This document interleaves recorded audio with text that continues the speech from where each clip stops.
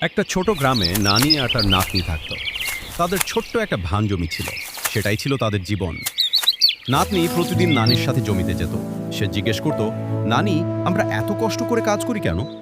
নানি হাসতো আর বলতো, এই জমি আমাদের শুধু ভাত দেয় না, বাঁচতে শেখায়। জীবনে কষ্ট আসবেই, কিন্তু যারা ধৈর্য ধরে তারাই একদিন ফসল তোলে। একদিন খুব খরা এলো, জমিতে পানি নেই, ধান শুকিয়ে যেতে লাগলো। নাতনি কাঁদতে কাঁদতে বলল, নানি, এবার আমরা কি খাবো? নানি চুপ করে আকাশের দিকে তাকালো, তারপর ধীরে ধীরে বলল, যত ঝড়ি আসুক, মাটি কখনো আশা ছাড়ে না। নানি আর নাতনি প্রতিদিন পানি আনার জন্য দূরে দূরে যেত, কষ্ট করত কিন্তু থামেনি। কিছুদিন পর বৃষ্টি এলো, ধানের জমি আবার সবুজ হয়ে উঠল। নাতনি অবাক হয়ে বলল, নানি, আমরা জিতে গেছি।